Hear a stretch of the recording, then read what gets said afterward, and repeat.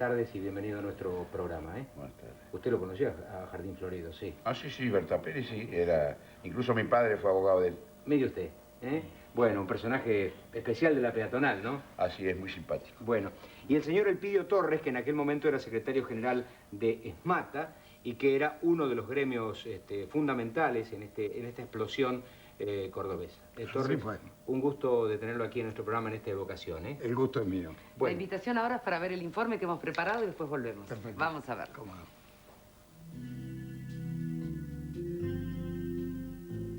Un piquete de policías al galope se acerca. La gente huye por las calles laterales. Arrojan piedras y este es un espectáculo habitual ya a esta hora en la ciudad de Córdoba. Fue el 29 de mayo de 1969 cuando en aquella ciudad estalló el Cordobazo, una de las mayores revueltas populares ocurridas en la Argentina, en la que obreros, estudiantes y vecinos salieron a las calles para protestar en contra del régimen del teniente general Juan Carlos Onganía, que hacía 3 años gobernaba el país. Todo había comenzado 15 días antes en la provincia de Corrientes, después de que la policía matara a un estudiante durante una manifestación contra el aumento de precios en los comedores universitarios. Durante las semanas siguientes y en repudio de aquella muerte, se multiplicaron las reuniones de protesta en todo el país, al tiempo que las fuerzas de seguridad continuaban reprimiendo. Se levantó Tucumán y La Plata. En Rosario perdió la vida otro estudiante y la ciudad entera salió a la calle para expresar su reprobación con una marcha de silencio en la que fue asesinado otro joven de 15 años. Es que más allá de los reclamos puntuales, el pueblo se rebelaba en contra del general Onganía y su revolución argentina, que desde 1966, luego de derrocar al gobierno constitucional de Arturo Illia, había disuelto los partidos políticos, intervenido las universidades, además de establecer una rígida censura porque, según él mismo afirmaba, había que restablecer la moral en el país. Pero fue en Córdoba donde el conflicto adquirió mayor envergadura con el apoyo de la numerosa población estudiantil y de los sindicatos combativos de la CGT de los argentinos, liderada en la provincia por el gremialista de Luz y Fuerza, Agustín Torres. Por eso nosotros aquí no solo venimos a cumplimentar un acto formal de protesta, venimos a ratificar aquí el espíritu de lucha, a ratificar aquí el compromiso de los trabajadores. Si la dictadura nefasta de los Onganía. El 19 de mayo, ante el aumento de la protesta, el rector de la Universidad de Córdoba había dispuesto la suspensión temporaria de las clases. 3 días después, durante un acto universitario, un estudiante fue gravemente herido tras recibir un impacto de una granada de gas. El clima de violencia se fue haciendo cada vez más espeso y el 26 de mayo, cientos de estudiantes tomaron el barrio Clínicas, donde levantaron barricadas, se enfrentaron con la policía y cortaron el suministro eléctrico a la zona. Al día siguiente, el secretario general de la CGT de los argentinos, Raimundo Ongaro, fue detenido ni bien descendió del avión en el aeropuerto de Pajas Blancas y los sindicatos cordobeses decretaron un paro provincial para el 29. Esa jornada se inició a media mañana cuando los obreros del Cinturón Industrial de Córdoba comenzaron su marcha hacia el centro, al tiempo que los comercios cerraban sus puertas y el transporte se paralizaba. El vecindario aplaudía a los manifestantes y en la ciudad se vivía un clima casi festivo. Pero al mediodía se registraron los primeros enfrentamientos con la policía cuando la columna del Sindicato de Mecánicos del Transporte Automotor intentó situarse frente a la Casa de Gobierno. Por la tarde ya había muertos y heridos. La gente se atrincheró en barricadas y encendió fogatas para disipar los gases lacrimógenos y se destruyeron comercios y se incendiaron automóviles y colectivos. La policía se replegó y las autoridades cordobesas reclamaron desesperadamente a Buenos Aires la orden de intervención del ejército. Recién por la tarde los soldados iniciaron su avance con vehículos blindados y en algunos casos a pie. Al anochecer del día siguiente, los principales focos insurrectos habían desaparecido y el saldo de los combates callejeros fue de decenas de muertos y centenares de heridos. El gobierno nacional intentó convencer a la opinión pública de que el conflicto había sido provocado por un complot extremista. Así lo explicó días más tarde el entonces ministro del Interior, general Francisco Ingas. Señor ministro, usted dijo ayer en Tucumán en conferencia de prensa que los Estos últimos hechos de violencia responden a un complot subversivo. Estamos en presencia, señores, en todo el mundo. Y la República Argentina está en ese mundo, en presencia de una guerra subversiva. Pero más allá que en el Cordobazo habían actuado los entonces incipientes grupos guerrilleros, el problema era que el país entero reclamaba el fin de la dictadura y aquella revuelta popular marcó el inicio del ocaso del gobierno de Onganía, que terminó de caer luego del secuestro del general Pedro Eugenio Aramburu, ocurrido exactamente un año después, el 29 de mayo de 1970, y que culminó con su asesinato. La destitución de Onganía fue el 8 de julio de 1970, y por disposición de la Junta fue sucedido por el general Roberto Marcelo Levingston, luego reemplazado en 1971 por el general Alejandro Agustín Lanusse. Habían pasado 2 años desde que la revuelta estallara en Córdoba y la efervescencia, lejos de calmarse, fue en aumento. Se multiplicaron los paros en las fábricas y las asambleas estudiantiles, y en cada aniversario del Cordobazo, la ciudad recordaba a los muertos de esa jornada y también celebraba con festivales en los que participaban conocidos artistas populares, porque aquel 29 de mayo de 1969, el pueblo cordobés decidió salir a la calle para levantar su voz en contra de la dictadura, y desde ese día ni Córdoba ni el país volvieron a ser los mismos.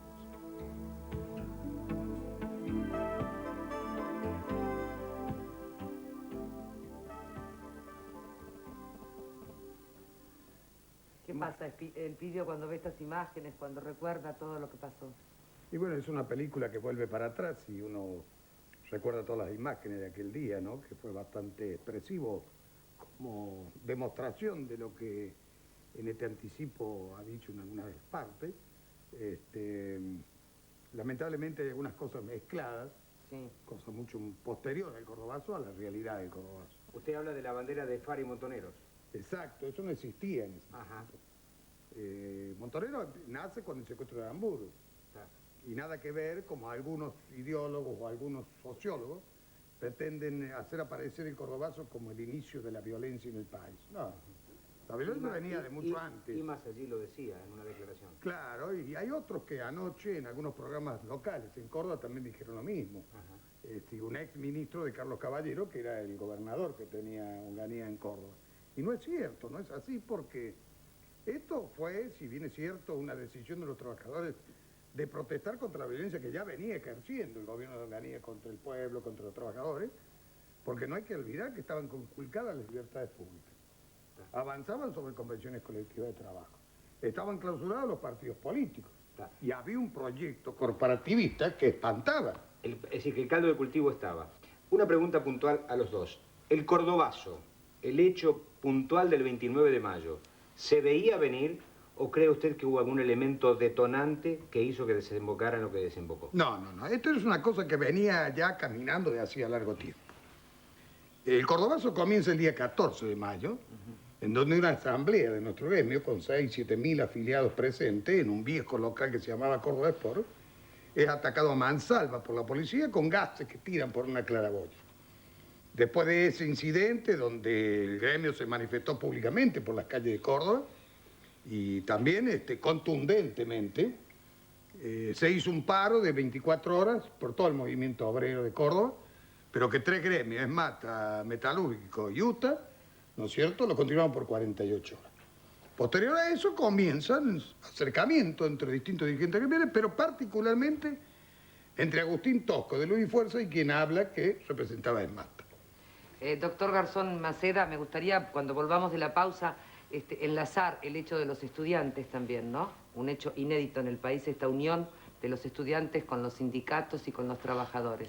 ¿Lo hablamos después de la pausa? Ya volvemos. Pregunta de el protagonismo que tuvieron también los estudiantes. ¿Fue así? Bueno, no, yo en principio, dada la tiranía del tiempo, quiero decir que fundamentalmente el Cordobazo fue la acción de los sindicatos y los trabajadores organizados de Córdoba, fundamentalmente. Durante mucho tiempo se ha desvirtuado muchos de los aspectos del Cordobazo. Sí. Los estudiantes sí participan, por supuesto, porque los estudiantes, aunque bastante desintegrados orgánicamente, sentían que lo que estaban protagonizando los trabajadores de alguna manera les era común. Los estudiantes participan. Pero de ninguna manera el Cordobazo es obra de los estudiantes y los trabajadores o los trabajadores estudiantes. El Cordobazo es obra de los trabajadores organizados. Y es un proceso que se inicia, se puede hacer el Cordobazo en Córdoba, porque es un proceso de acumulación de experiencia que comienza en 1957. ¿Por qué? Comienza en 1957, donde se constituye en Córdoba, se amalgama una serie de alianzas políticos sindicales que permiten de que los gremios más de vanguardia, como son los gremios mecánicos, un gremio esencial, como son los gremios de transporte, y un gremio ideológicamente muy fuerte, como es el gremio de Luz y Fuerza, constituyan una alianza que se desarrolla y que produce muchas cosas en Córdoba del 50. Y puede hacer en un mes lo que se llamó el mes del Cordobazo, que es un proceso en el cual fundamentalmente se pone el acento en la lucha contra la dictadura, que eso hay que entenderlo, y por eso no hay que robarle a los trabajadores lo que es de los trabajadores. La dignidad de los trabajadores de Córdoba, la honestidad y sobre todo el alto nivel que significa que una clase trabajadora combata por la sociedad en su conjunto y no solamente por sus planteos reivindicativos, obliga a que se reserve con nitidez la memoria colectiva, en el sentido de que los trabajadores de Córdoba dieron la gran batalla, la batalla decisiva contra la dictadura, y ganaron. Entonces, el Cordobazo es un final contra lo que se dice habitualmente. El Cordobazo es el final de un proceso. Que no el comienzo. Y no el comienzo. No Casualmente, por esa mala lectura, hubo tantos desencuentros, porque se supuso que lo que se hizo en el Cordobazo podía continuarse y repetirse, y no pudo hacerse. Y eso costó mucho al país. ¿Usted qué dice? Movilizaciones que de pronto se planteaban como expresiones de reclamos populares y que terminaron después en otra cosa. Es que el Cordobazo, al interpretar un pensamiento colectivo, sí, por eso recibe el apoyo de la ciudad, sí, es decir, está interpretando lo común, lo general, que es fundamentalmente la lucha contra la dictadura. Cuando se parcializa la lucha, es decir, puede haber cualquier otra cosa, puede haber un movimiento político, puede haber una huelga, pero ya no va a haber lo que significó el Cordobazo, que es la expresión de un movimiento obrero organizado en su más alta expresión, que es el combatir por un planteo comunitario de la sociedad en su conjunto y no de un sector social. Interesante visión. Elpidio, ¿qué fue su vida después del Cordobazo? Bueno, siempre ligado naturalmente a mi gremio. Sí. Y digo mi gremio porque en Mata, Córdoba, lo hice un poco, porque fui electo por primera vez como secretario general del gremio en el año 1958. Sí. Muy pobre, carente de todo tipo de estructura, y bueno, cuando yo me retiré en el año 71, quedó un gremio debidamente armado. Por eso digo mi gremio. Está bien. Y bueno, siempre estoy ligado a él, porque siempre hay compañeros que recuerdan, o compañeros que han sido partícipes junto conmigo, en muchas de las etapas que hemos vivido como expresión sindical de Córdoba. Ahora, puntualmente, claro, después del Cordobazo. Porque atándome a lo que decía el doctor, que de pronto el Cordobazo es la culminación de un proceso. Sí, ¿Qué pasó después de esa culminación, digamos? Bueno, quedó el Cordobazo como bandera, Sí. para que los trabajadores tomaran ejemplo de lo que ocurrió en aquel entonces. Porque hay que dimensionar un poco el hecho de que en ese tiempo había dos CGT. La Sí. CGT de los argentinos, donde había un grupo de dirigentes gremiales, y una CGT de Azopardo, o sea, la continuidad de la CGT de la República Argentina. Había diferencias de sistemas, de concepciones, y había diferencias ideológicas incluso.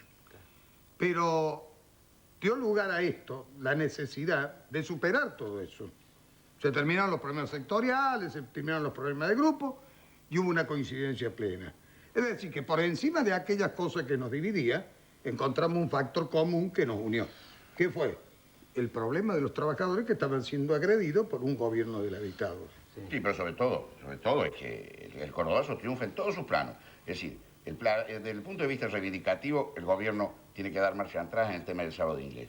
Y en la lucha contra el absolutismo de Onganía, indiscutiblemente, el triunfo es completo, porque al año, es decir, cae Onganía. Claro. Ahora, como este es un programa muy visto, muy escuchado, el recordar el Cordobazo solamente desde el punto de vista del incendio o del destrozo, me parece de que es una caricatura.